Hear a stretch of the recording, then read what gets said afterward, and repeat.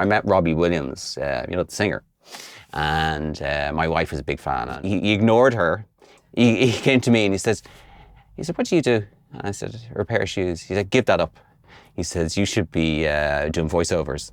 And my wife was there kind of, hello, whatever like that. And he wouldn't talk to her. He said, now, seriously, give that up, do voiceovers.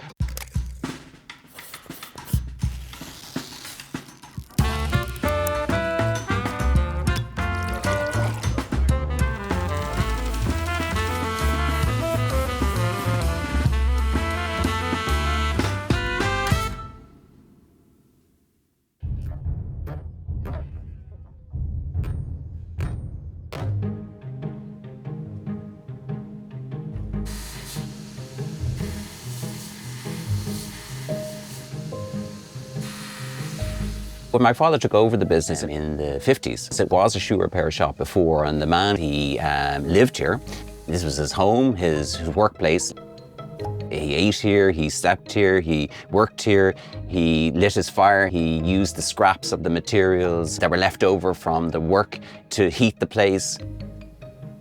It's fascinating to think, here we are, today in a workshop, which is still a workshop, doing the same thing. So around about 1989, I came into the business, learning the craft, learning the skills. I fell in love with the whole aspect of it.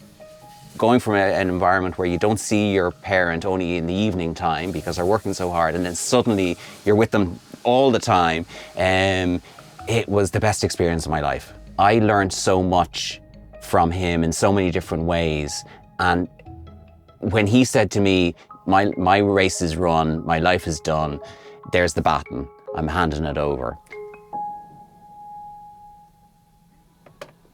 The culture back in the day when he started the business was very different to where we are now. The culture of buying something to replace something with purchasing a product was not part of the culture at all. You kept your items, you kept your shoes going, and the shoe repair was quite an important part of daily life. But that changed. Around about the sort of late 70s, 80s, the whole industry was in decline because of cheap imported footwear.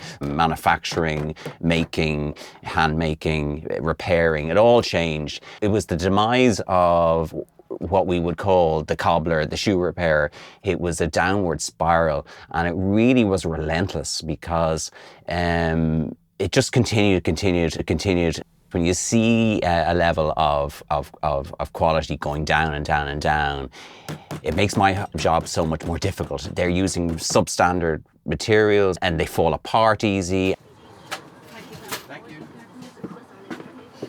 Another part of our business is people send us shoes and boots from all over Ireland. It wouldn't be uncommon to see boots like this coming in every day of the week. This is the cornerstone of sustainability, because if you do nothing, it goes in landfill, incineration.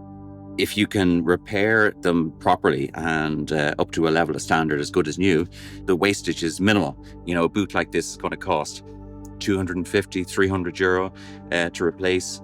The boot is molded to him or her, so they want all the benefits. And by repairing it for less than 50% of the cost of buying a new pair, they have something which is just perfect for them. We have to strip this off carefully, not to damage obviously any part of the boot. We then have to clean it, prepare it for what we call a new midsole. Then we have to prepare it for the outer outsole, which is the vibram unit. And then we have to finish the boot to have it ready for the client. There is a cohort of people who know nothing about me, have never got a shoe repaired, and don't know how to even go about it, and they think that pretty much all shoes are disposable. That's pretty much not the case in majority. Now, I'm not saying all, but in the majority of cases, they are savable. People don't realize, but most trainers can be repaired, especially the high-end trainers. We have brands out there with a retail price of $450 plus. That's a serious amount of money, but they can be repaired. So that shoe suddenly has 2 or 3 life cycles rather than being chucked out.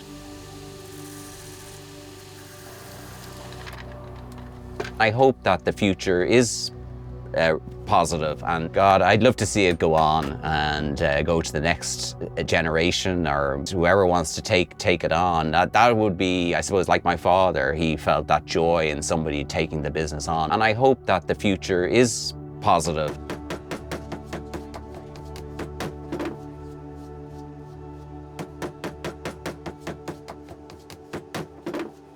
I'm Isaac Jackman, and I'm a cobbler.